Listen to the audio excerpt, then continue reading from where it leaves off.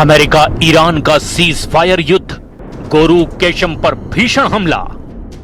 90 दिन से चल रहे ईरान युद्ध और तनाव में अब दूसरे राउंड की जंग शुरू हो चुकी है। दावा किया जा रहा है कि ईरान पर अमेरिका ने अचानक हमले बेहद तेज कर दिए हैं, जबकि दोनों देशों के बीच 60 दिन का सीज फायर चल रहा है। हैरानी इस बात की है कि ट्रंप ने 24 घंटे पहले ही दावा किया था कि ईरान परमाणु समझौते के लिए तैयार है, लेकिन इसके बावजूद अमेरिका ने ईरान के गोरू केशम पर भीषण हवाई हमला कर दिया है। अमेरिकन सेंट्रल कमांड ने दावा किया कि अमेरिकी हमले में ईरान के रडार, ड्रोन कंट्रोल साइट्स पूरी तरह से तबाह हो चुकी हैं।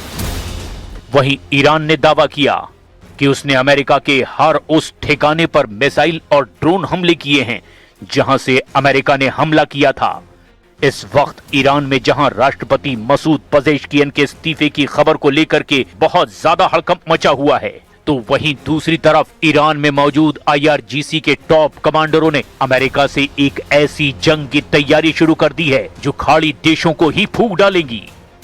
दावा किया जा रहा है कि अमेरिका और इजराइल ने मिलकर 39 दिनों तक ईरान पर जो तूफानी और घातक हवाई हमले किए थे, उससे ईरान की मिसाइल, अंडरग्राउंड बंकर और परमाणु ठिकाने तबाह तो खूब हुए, लेकिन ईरान का दावा है कि अमेरिका और इजराइल के ये हमले ईरान की मिसाइल क्षमता को बहुत कम नुकसान पहुंचा पाए। अमेरिकी मीडिया CNN ने अमेरिकी और इजरायली खुफिया सूत्रों के हवाले से दावा किया कि ईरान ने हमले के बाद मलबे से 1000 से ज्यादा मिसाइलें सही सलामत और जिंदा हासिल कर ली हैं। इस रिपोर्ट के मुताबिक अमेरिका और इजराइल जिस तरह से दावा कर रहे थे कि ईरान की सभी मिसाइलें तबाह हो चुकी है, वो दावे पूरी तरह से झूठे साबित हो रहे हैं। यानी अब हालात बदलते जा रहे हैं। लेकिन हम शुरुआत करते हैं ईरान पर अमेरिका के उस हवाई हमले की खबर से, जिससे दोनों देशों के बीच सीज फायर युद्ध शुरू कर दिया गया।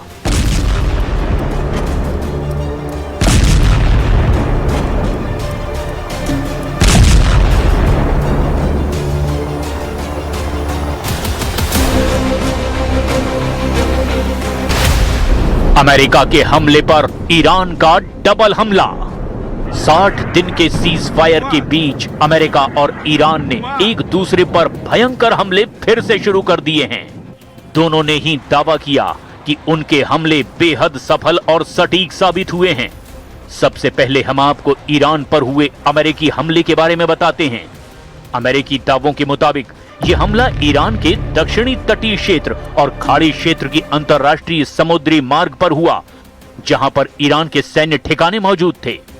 अमेरिकी सेना के मुताबिक ईरान ने अंतरराष्ट्रीय जल क्षेत्र के ऊपर उड़ रहे अमेरिका के एक MQ-1 रीपर ड्रोन को मार गिराया था। इसी उकसावे की कार्रवाई के जवाब में अमेरिका ने तुरंत हमले शुरू कर दिए। अमेरिकी वायुसेना और नौसेना ने ईरान पर हमला करने के लिए एडवांस लड़ाकू विमानों से ईरानी ठिकानों को निशाना बनाया। दावों के मुताबिक ईरान के गोरू केशम पर अमेरिका के भीषण हमले हुए हैं। अमेरिका ने दावा किया कि ईरान के रडार, ड्रोन कंट्रोल साइट्स तबाह हो गए हैं। ईरानी एयर डिफेंस सिस्टम और रडार को नष्ट करने के लिए हवा से जमीन पर मार करने वाली सटीक गाइडेड मिसाइलों का इस्तेमाल किया गया। जमीन पर ही मौजूद ईरान के 2 आत्मघाती ड्रोनों को उड़ने से पहले ही नष्ट कर दिया गया, जो हॉर्मुज से गुजरने वाले जहाजों के लिए खतरा बने हुए थे। मैदान मुबारज़े डिप्लोमासी हीच एतमादी به حرفها و وعده‌های دشمن ندارند. آنچه برای ما ملاک است دستاوردهای عینی است که باید کسب کنید تا در مقابل آن دست به انجام تعهدات خود بزنیم و تا اطمینان پیدا نکنیم که حقوق ملت ایران را گرفته ایم هیچ توافقی را تأیید نخواهیم کرد.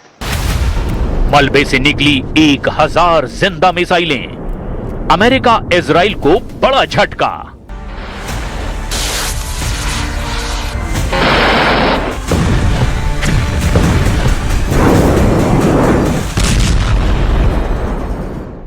अमेरिकी मीडिया CNN के नए दावों से साबित हो गया कि ईरान पर लगभग 40 दिन तक हुए अमेरिका और इजराइल के अंधाधुंध हमले काफी हद तक नाकाम साबित हुए हैं, क्योंकि दावा किया जा रहा है ईरान के मिसाइल बंकर, अंडरग्राउंड मिसाइल सुरंगें और ईरान की ड्रोन फैक्ट्रियां पूरी तरह से नष्ट हुई हैं।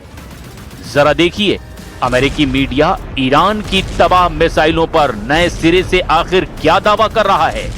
अमेरिकी मीडिया CNN के दावों के मुताबिक ईरान ने मलबों से करीब 1000 से ज्यादा मिसाइलें सुरक्षित बरामद कर ली हैं।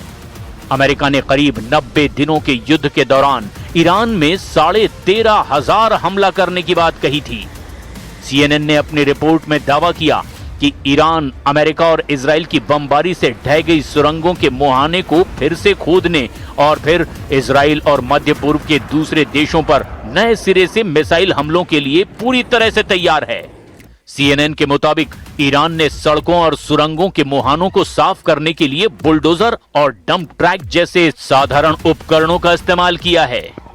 CNN से अमेरिकी एक्सपर्ट्स ने कहा कि ईरान की मिसाइल क्षमताओं को नष्ट करना बहुत मुश्किल होगा। हैम्बर्ग विश्वविद्यालय के वरिष्ठ शोधकर्ता तिमूर कादिशिव के मुताबिक ईरान 20 सालों से इस तरह के युद्ध की तैयारी कर रहा था। उन्होंने कहा कि इस तरह का नुकसान पहुंचाने के लिए आपको बहुत ज्यादा आधुनिक और बहुत महंगे हथियारों का इस्तेमाल करना पड़ता है और इसकी मरम्मत का काम बहुत ही साधारण तकनीक वाला होता है। इसमें बस बुलडोजर ही लगता है। CNN के मुताबिक कई एक्सपर्ट्स ने कहा कि ईरान के पास अभी भी अंडरग्राउंड में 1000 से भी ज्यादा मिसाइलें जमा हैं। उनका कहना है कि इस बात की संभावना बहुत कम है कि अमेरिका और इजराइल के हमलों में अंडरग्राउंड मिसाइल भंडार को कोई नुकसान पहुंचा हो। CNN ने अमेरिका के एक अधिकारी के बिना नाम की पहचान किए कहा, अमेरिका और इजराइल के हमलों में जो नुकसान हुआ है, ईरान ने बहुत हद तक इस युद्ध विराम में उसकी भरपाई कर ली है। अमेरिकी मीडिया और एक्सपर्ट्स के मुताबिक ईरान के ज्यादातर मिसाइल ठिकाने कम से कम आंशिक रूप से चालू हैं। इससे पहले न्यूयॉर्क टाइम्स ने बताया था कि अमेरिका का मानना है कि ईरान ने अपने ज्यादातर मिसाइल ठिकानों तक फिर से पहुंच बना ली है। रिपोर्ट के मुताबिक ईरान अभी भी उन मिसाइल भंडारों का इस्तेमाल कर सकता है जो चालू नहीं हैं। वो उन्हें मोबाइल लॉन्चरों से लॉन्च कर सकता है और ईरान के पास उसके मोबाइल लॉन्चरों का लगभग 70% भंडार अभी भी मौजूद है। रिपोर्ट में अमेरिकी सैन्य एजेंसियों का भी हवाला दिया गया है, जिन्होंने दावा किया कि ईरान की 90% भूमिगत मिसाइल सुविधाएं कम से कम आंशिक रूप से तो चालू ही हैं।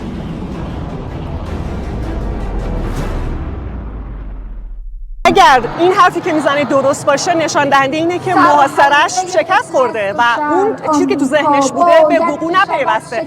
از پس ما نتونست بر بیاد و برای اینکه بیش از این ضایع نشه میگه که ما محاصره رو پایان میدیم. حالا بعد ببینیم چقدر داره درست. اولا که این حرف من نیست، کل دنیا دارن میگن ایشون یه آدم دیوونه احمقیه.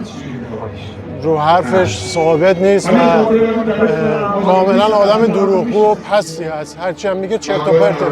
ما به حرف ایشون اعتنایی نمی‌کنیم، کار خودمون ادامه میدیم. भीषण युद्ध को तैयार ईरान, हॉर्मुज में 30 अड्डे एक्टिव। दूसरी तरफ ईरान की सैन्य ताकत और क्षमता को लेकर अमेरिका की खुफिया एजेंसियों ने जो दावा किया है वो हैरान कर देने वाला है।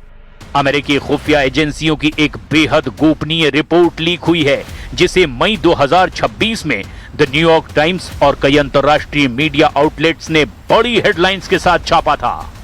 इस लीक हुई रिपोर्ट में ईरान की मिसाइल ताकत और अड्डों के साथ बंकरों को लेकर जो दावे किए गए, उसने ट्रंप को बुरी तरह से चौंका दिया है।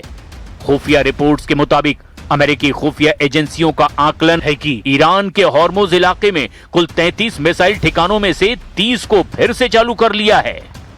यानी ईरान ने अपनी तटीय मिसाइल साइट्स के लगभग 91% हिस्से पर दोबारा नियंत्रण पा लिया है। रिपोर्ट में कहा गया है कि इन 33 में से सिर्फ 3 ठिकाने ही ऐसे हैं जो अमेरिकी इजरायली हमलों में पूरी तरह से तबाह हुए हैं और जहां पर ईरान की पहुंच अभी भी नहीं हो पाई है।